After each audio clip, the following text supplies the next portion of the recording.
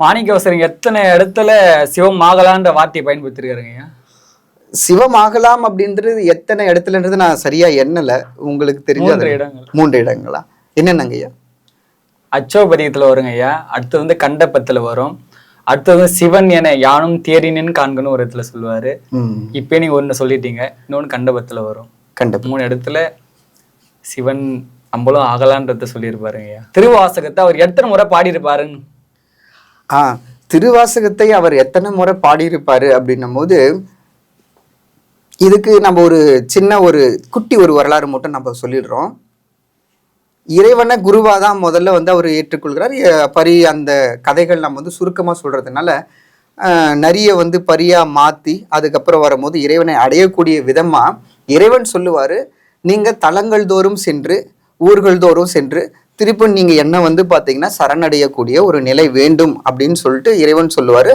அந்த உத்தரவின் பேர்ல நம்ம மாணிக்கவாசகர் பெருமானும் எல்லா இடங்கள்லயும் போயிட்டு தலங்களை தரிசிச்சு கிட்டத்தட்ட வந்து பாத்தீங்கன்னா ஒரு 36 தலங்களை வந்து அவருடைய அந்த திருவாசகத்திலே வந்து பாத்தீங்கன்னா குறிப்பிட்டு இருப்பார். குறிப்பிட்ட தலங்கள்னு சொல்லிட்டு சொல்லும் போது, அப்போ அந்த தலங்கள் தோறும் தரிசித்து கொண்டு வரும்போது அவர் பாடின பாடல்கள் அப்படின்னும் போது அது ஒரு எண்ணிக்கையாகவும், அவரு தில்லையில சிற்றம்பலத்துல வந்து பாத்தீங்கன்னா அங்கு இருக்கக்கூடியவங்க இடத்துல இருந்து நம்ம நடராஜ பெருமான் அப்படின்னா நம்ம சிவபெருமான் என்னன்னு பண்றாருன்னா மொத்த திருவாசகத்தையும் ஒரு முறை நீங்க சொல்லுங்க அப்படின்னும் போது அது 2வது முறையாகவும், இப்படி நம்ம சொல்லும் போது நம்முடைய கணக்குக்கு எட்டியவாறு 2 முறை வந்து மாணிக்கவாசகர் திருவாசகத்தை சொல்லியிருக்கிறார். 2 முறை திருவாசகம் சொல்லியிருக்காரு. ஆமா. மற்ற திருவாசகருடைய பாடல்கள் உங்களுக்கு பிடித்த பாடல்கள்லாம் எது சொல்லுவீங்க?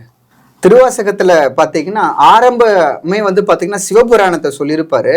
அதுல எல்லா விதமான விதங்களையும் வந்து அவரு சொல்லியிருப்பார். அதுல மலங்க புலனைந்தும் வஞ்சனையை செய்ய விலங்கு மனத்தால் விமலா உனக்கு கலந்த அன்பாகி கசிந்து உள் உருகும் நலம்தான் இல்லாத அப்படின்னும் போது இந்த மனமானது எப்படியெல்லாம் வந்து துன்பத்தின் நிலைக்கும் மாயினுடைய நிலைக்கும் உட்பட்டு இருந்தாலும் இந்த நிலையில இருந்தாலும் நான் உன்னை ஏத்துக்கிறேன், தாயினும் சால பருந்தினு சொல்லக்கூடிய இடத்துலையும் அவர் வந்து இந்த ஊனுருக இந்த உயிர் உருக நம்முடைய மனமுருக கண்ணீர் மல்க சொல்லக்கூடிய ஒரு இடத்துல கட்டாயம் இந்த திருவாசகம் எல்லா இடத்துலயுமே இருக்கு.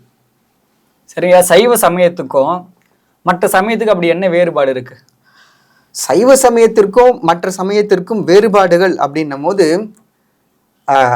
12 திருமுறைகள்ல 10ஆம் திருமுறை எழுதிய திருமூலர் ஒரு இடத்துல தெளிவா சொல்லியிருப்பாரு, ஆசை அருமின்